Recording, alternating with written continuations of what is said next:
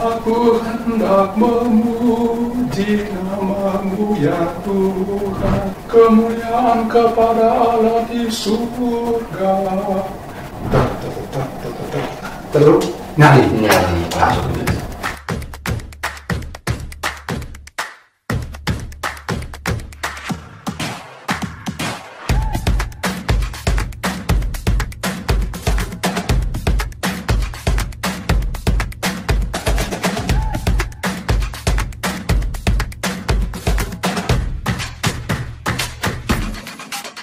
Halo para sahabat Box Cafe di mana saja Anda berada. Hari ini kita berjumpa lagi di Box Cafe Studio Komisi Komunikasi SPDND, dan hari ini di samping saya sudah ada seorang narasumber namanya Pater John Gono SPD. Saya sekarang bertugas sebagai pastor rekan di Purki Wudu. Sebelumnya saya di Purki Boba, dan sebelum di Boba saya pernah di Seminari Tinggi di Laro, di Sanggar Musik Arnoldus, Sanggar Musik SPD itu. Lalu sebelum di Sanggar Musik, saya adalah guru musik di Seminari Mutuloko. Dan sejak tahun 1984 sampai tahun 2000. Dan hari ini perbincangan kita itu seputar musik liturgi dalam gereja Katolik.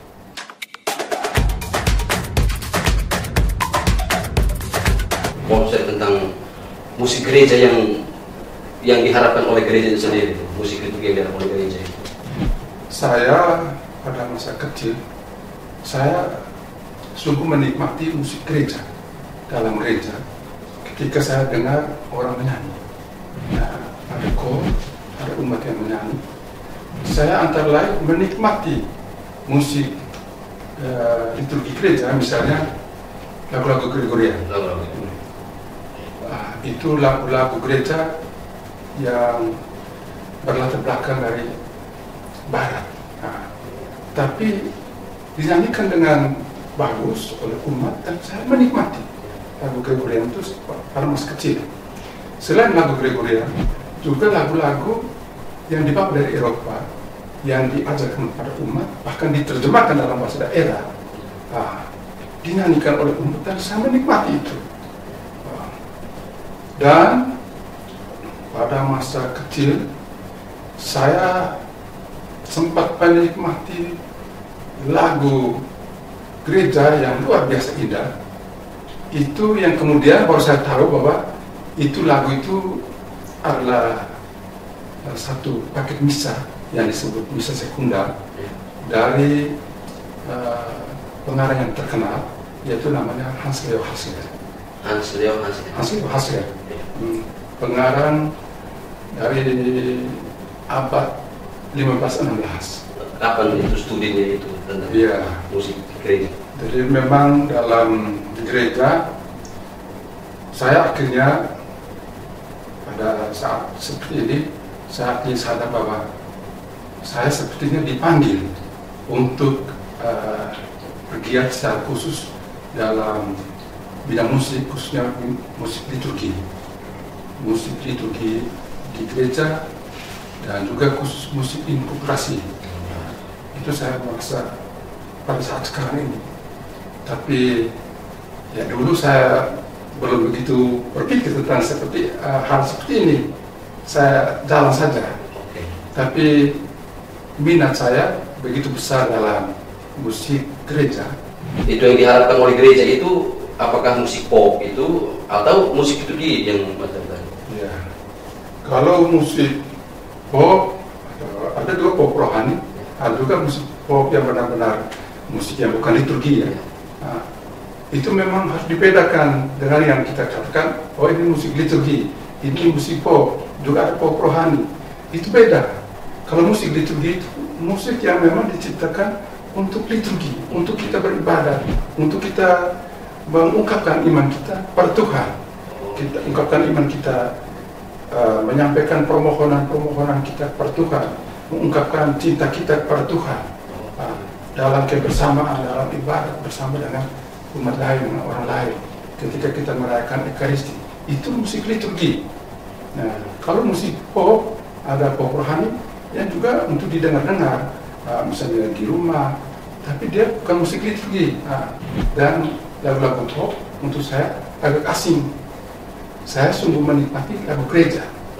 Dan itu saya pikir ada beberapa video kalau kita nonton di YouTube itu lagu pop atau lagu cinta yang para artis mereka karang kemudian itu dinyanyikan apa semua itu. Tapi sebelum kita masuk itu nanti kita akan lihat dulu beberapa video itu. Terimalah lagu ini dari orang biasa, tapi cintaku padamu luar biasa. Aku tak punya bunga, aku tak punya harta, yang ku punya hanyalah hati yang setia, tulus padamu. Hanya milik kamu, tempat tinggal kita, tanpa hiasan, tanpa lukisan. Haruskah kita beranjak ke kota yang penuh dengan tanya? Sama sekali tidak benar. Dalam gereja itu kita menyanyi sebagai doa, sebagai ungkapan iman kita, entah itu doa syukur, doa permohonan, ungkapan iman, pernyataan iman kita kepada Tuhan. Di situ bukan tempat kita menyanyikan lagu-lagu hiburan, lagu-lagu cinta antara seorang pemuda dan seorang pemudi. Itu ada tempatnya, dan itu tempatnya di luar gereja. Itu kan begitu luas, kenapa mesti masukkan di dalam gereja? Di dalam gereja kita nantikan lagu gereja, khususnya lagu liturgi, lagu ibadat. Kenapa mesti masukkan lagu-lagu dari luar ke dalam gereja? Itu menurut saya tuh mungkin karena orang tidak kenal lagu gereja yang begitu banyak dari abad ke abad. Dari lagu Gregorian tuh abad pertama, abad 3-4 itu lagu sudah banyak tuh. Lalu berkembang sampai abad pertengahan, abad klasik, lagu-lagu yang indah semua, lagu-lagu kelas atas. Tapi yang itu orang tidak tahu.